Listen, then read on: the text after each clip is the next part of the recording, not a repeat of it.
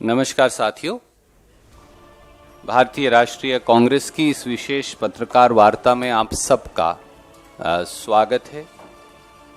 जैसा आपको मालूम है, हिंदुस्तान में जिस प्रकार से आम जनमानस की, जिसमें आप और मैं हम सब शामिल हैं, उनकी कमर तोड़ दी गई मोदी जी और महंगाई के द्वारा। जिस प्रकार से नौकरियां गई, जिस प्रकार से किसान की किसानी छीन ली गई, जिस प्रकार से मजदूर को मनरेगा की मजदूरी भी नहीं मिल रही, जिस प्रकार से तनख्वाहों में कटौती की जा रही है, जिस प्रकार से बेरोजगारी और महंगाई उनका डंस आम जनमानस को डस चुका है, इनको लेकर माननीय कांग्रेस अध्यक्षा श्रीमती सोनिया गांधी जी ने माननीय दिग्विजय सिंह जी की अध्यक्षता में एक विशेष कमेटी का गठन किया।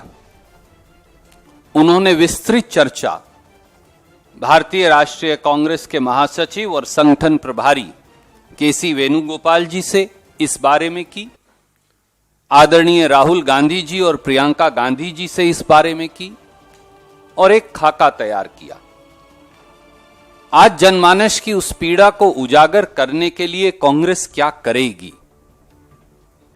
और कैसे जनता के साथ हाथ से हाथ मिलाकर खड़ी हो जाएगी, उसकी विस्तृत चर्चा आपसे माननीय दिग्विजय सिंह जी और केसी वेणुगोपाल जी करेंगे। उस कमेटी के सब सम्मानित सदस्य और मेरे सहयोगी गण भी इस मंच पर मौजूद हैं, मैं उनका भी स्वागत करता हूं।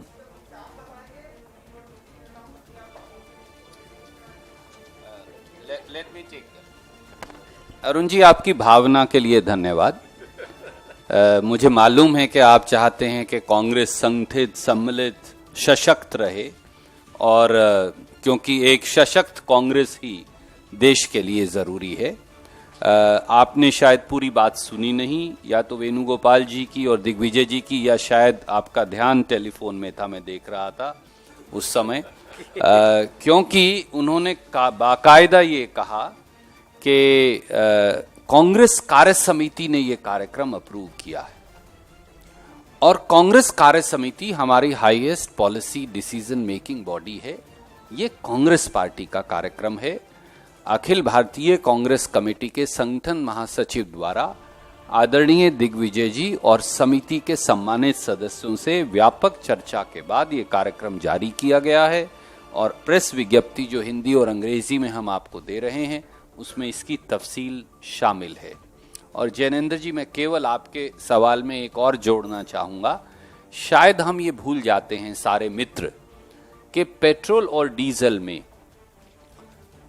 85% कंपोनेंट केंद्रीय एक्साइज का है। जब आदरणीय केसी वेणुगोपाल जी बता रहे थे, मैं फिर आपका ध्यान आकर्षित करूंगा, हालांकि शायद हम सैकड़ों बार ये बात बता चुके। कांग्रेस ने 2014 में जब सत्ता छोड़ी तो डीजल पर केंद्रीय एक्साइज शुल्क 3 रुपया 56 पैसे लीटर था। आज कम करने के बाद भी वो 28 रुपया प्रति लीटर है।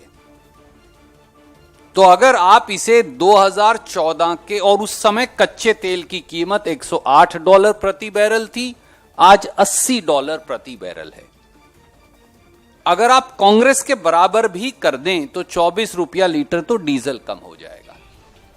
पेट्रोल पर केंद्रीय कांग्रेस शुल्क, केंद्रीय एक्साइज शुल्क 9 रुपया 48 पैसे प्रति लीटर था जब कांग्रेस ने सरकार छोड़ी, और आज कम करने के बावजूद भी वो लगभग 29 रुपया लीटर है। तो 21 रुपया लीटर पेट्रोल कम हो जाएगा अगर कांग्रेस की सरकार के बराबर कर दें तो। जो प्रांतों का वैट है वो केवल 8 से 12% ही है पेट्रोल डीजल की कीमत का, इसलिए उसमें 50 पैसे 1 रुपया कम करने का बहुत ज्यादा 2-4 रुपये का अंतर हो सकता है। जिस दिन मोदी जी 23 लाख करोड़ की लूट जो वो 7 साल में कर चुके पेट्रोल और डीजल पर एक्साइज की वसूली से, वो सरदार मनमोहन सिंह जी और सोनिया गांधी जी और कांग्रेस की सरकार के बराबर कर देंगे। इस देश में पेट्रोल की कीमत 40 से 45 रुपया, 50 रुपया लीटर और डीजल उससे 5 से 10 रुपया सस्ता हो जाएगा। Yes ma'am, sorry I missed that.